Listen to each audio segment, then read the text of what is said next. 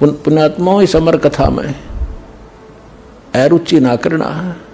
असंख्यों युगों के बाद तुम्हारा बिल्ली के भागों छीका टूटा है, ये इसको छक छक कर खा लो और कल्याण करा लो।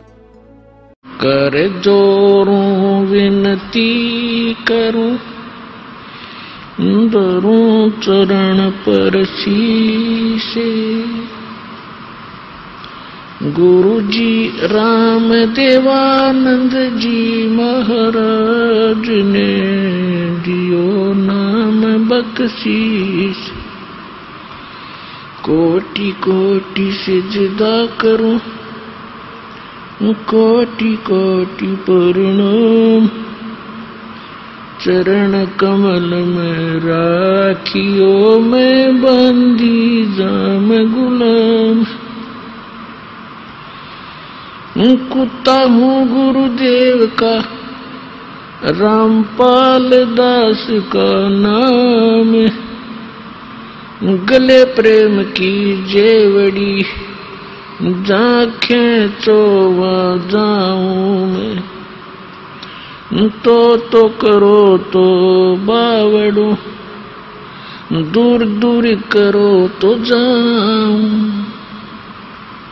जो राखो तो ही रहूं, जो देवो सो खाऊं।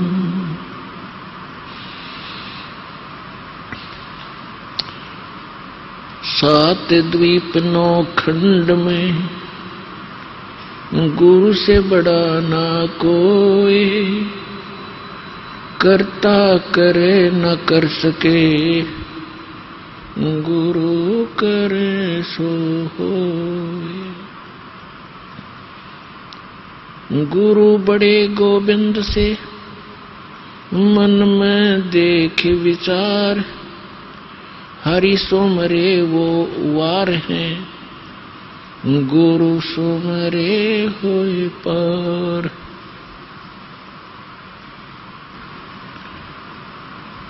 जय इब के सतगुरु मिले, जय इब के सतगुरु मिले। सब दुख आँखों रो, चरणों ऊपर शीश धरूं। कहूँ जो कहनी हो, कबीर साईं मिलेंगे, पूछेंगे कुशलात। आदि अंत की सब कहूँ, अपने दिल की बात। गुरु जी तुम न भूलियो, चाहे लाख लोग मिल जाएं। हमसे तुमको बहुत है, तुमसे हमको नहीं। तुमरे विसारे क्या बने, मैं किसकी शरण में जाऊं। शिव विरंच मुनि नारदा, तिनके हृदय न समाऊं। अवगुण किए तो बहुत किए, अवगुण किए तो बहुत किए। करत न मानी हार, भावे बंदा बख्श दियो, भावे गर्दन उतार। अवगुण मेरे बाप जी, बख्शो गरीब नवाज। जो मैं पूत कुपूत हूँ, बहुड़े पिता को लाज। मैं अपराधी जन्म का, नक्सक बड़े विकार।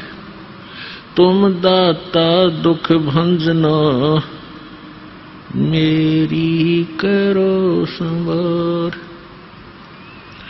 सूरत करो मम साईया, हम हैं भव जल माही। आप ही बह जावांगे, जो तुम न पकड़ोगे बाँ। हे बंदी छोड़ दयाल जी, तुम तक हमारी दौड़े। जैसे कागज जहाज का अब सूझती और न ठोरे। परम पिता परमात्मा पूर्ण ब्रह्म सर्व सृष्टि रचनार कबीर परमेश्वर जी की असीम रजा से आप परमेश्वर की प्यारी आत्माएं सत्संग सुनने के लिए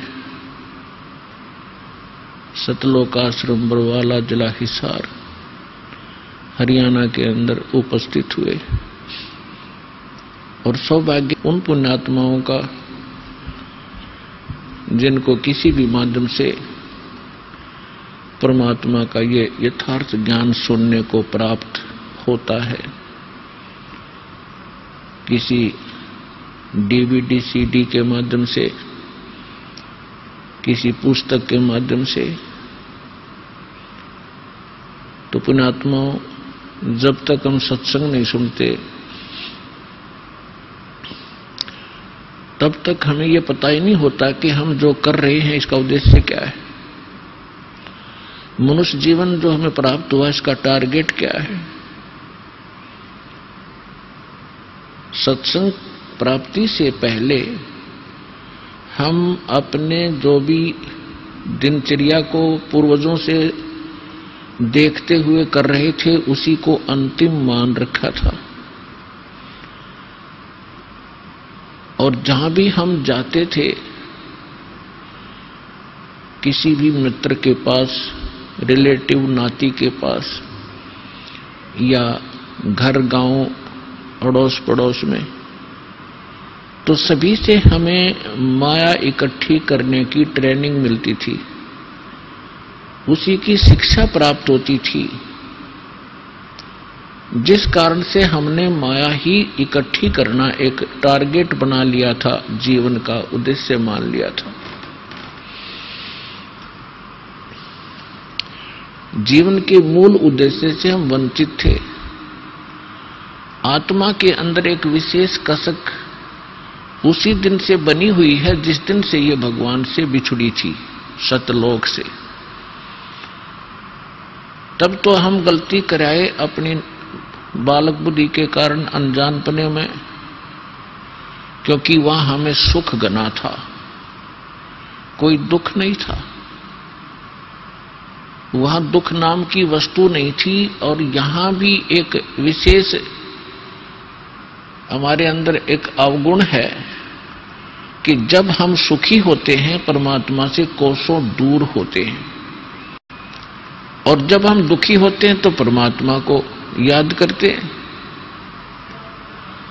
तो इस आत्मा को उसी दिन से, जिस दिन से भगवान के उस सर्वसंपन्न लोक को छोड़कर यहां काल के इस कंगाल लोक में आई है, उसी दिन से इसको अब आभास हो गया है, एहसास हो रहा है कि कोई और सुख सथल है और कोई ऐसी शक्ति है जो हमें यहां भी सुख दे सकती है। और एक मोक्ष शब्द भी हमने सुन रखा है सदग्रंथों से और इन काल के भेजे हुए दूत संतों से, और मोक्ष भी वो दे सकता है। तो जो हम अपने मनुष्य जीवन का उद्देश्य लेकर जी रहे थे सत्संग सुनने से पहले, उसके साथ साथ आत्मा भी अपना काम अवश्य कर रही थी, वो रुक नहीं रही थी। कोई ना कोई भक्ति साधना वो कर रही थी परमात्मा के लिए। चाहे कोई परंपरागत कोई व्रत रख रहा था, देखा देखी, कोई भगवान शिव को पूज रहा था, तो कोई भगवान विष्णु को, कोई भगवान राम और श्री कृष्ण को, या कोई देवी देवताओं मंदिर मूर्ति अवश्य पूजा कर रहा था।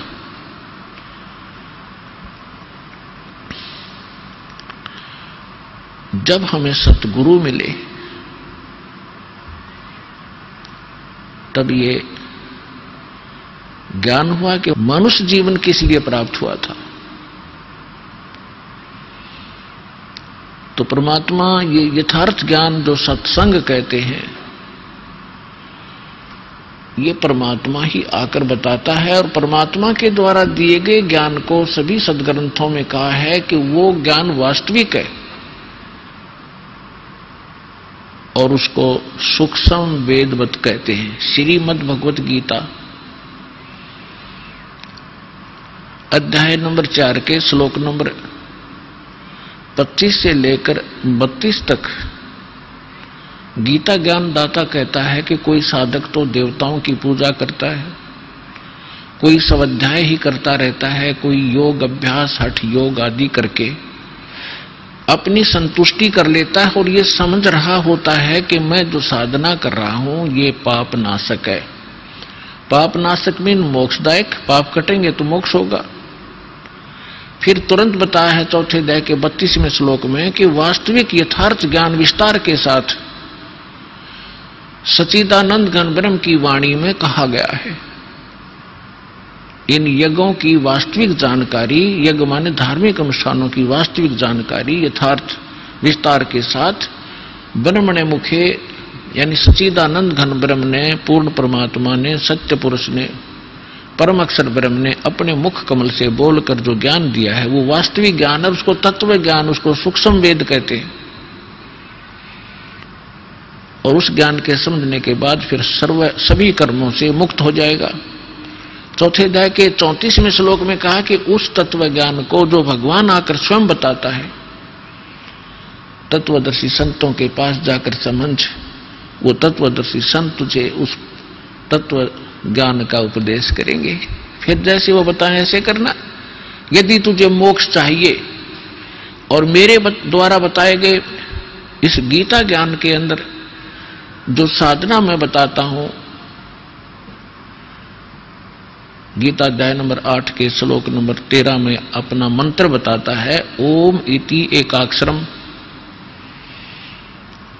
ब्रह्म व्यवहारण माम अनुसमन यह परियाति तजन देहम स याति परमाम गति। मुझ ब्रह्म का एक ओम मंत्र है, नथिंग एल्स। और अंतिम श्वास तक जो इसका सिमरण करता हुआ शरीर छोड़कर जाता है वो इस ओम से मिलने वाली परम गति को प्राप्त होता है। ओम से मिलने वाली परम गति क्या है? ब्रह्मलोक। गीता अध्याय नंबर 8 के श्लोक नंबर 16 में कहा है कि ब्रह्मलोक पर्यंत, ब्रह्मलोक तक जितने भी साधक वहां गए हैं सभी पुनरावृत्ति में हैं, उनका जन्म मृत्यु सदा बना रहता है। गीता अध्याय नंबर 4 के श्लोक नंबर 5 और 9 में ये खुद कहता है कि अर्जुन तेरे और मेरे बहुत जन्म हो चुके हैं, तू नहीं जानता मैं जानता हूं। गीता अध्याय नंबर 2 के श्लोक नंबर 12 में, गीता अध्याय नंबर 10 के श्लोक नंबर 2 में ये स्वयं कहता है कि अर्जुन मेरी उत्पत्ति को ये देवता लोग नहीं जानते क्योंकि ये मेरे से उत्पन्न हुए हैं। और ऐसा नहीं है कि तू और मैं और ये सभी जो सैनिक हैं, जनता है, पहले ना जन्मे हो, और ऐसा नहीं कि आगे फिर जन्म ना होगा। इति सिद्धम गीता ज्ञानदाता भी नाशवान है, इसकी जन्म मृत्यु होती है। इसलिए ये कहता जो ज्ञान मैं दे रहा हूं इसके आधार से तो जन्म मृत्यु सदा बनी रहेगी। और यदि तू जन्म मृत्यु से पूर्ण मोक्ष चाहता है तो सच्चिदानंद घन ब्रह्म ने जो ज्ञान दिया है अपने मुख कमल से, वो तत्व ज्ञान सूक्ष्म वेद है। उस सूक्ष्म वेद को उन तत्वदर्शी संतों से जाकर समझ। और उसके पश्चात कहां जाएगा? गीता अध्याय नंबर 15 के श्लोक नंबर 4 में, गीता अध्याय नंबर 15 के श्लोक नंबर 1 से 4 में स्पष्ट किया है, तत्वदर्शी संत की पहचान भी बताई है कि उल्टे लटके हुए संसार रूपी इस वृक्ष के सभी विभाग जो बताएगा, तना कौन है, डार कौन है, शाखा कौन है, पत्ते क्या है, सवेदवित वो तत्वदर्शी संत है। उसके पश्चात परमेश्वर के उस परम पद की खोज करनी चाहिए जहां जाने के बाद साधक फिर लौट कर कभी संसार में नहीं आती, उनका पूर्ण मोक्ष होता है। गीता अध्याय नंबर 18 के श्लोक नंबर 62 में कहा कि अर्जुन तू सर्वभाव से उस परमेश्वर की शरण में जा, सच्चिदानंद घन ब्रह्म की शरण में जा, उसकी कृपा से ही तू परम शांति को और सनातन परम धाम को प्राप्त होगा, जहां जाने के बाद फिर लौटकर कभी संसार में जन्म मृत्यु में नहीं आएगा।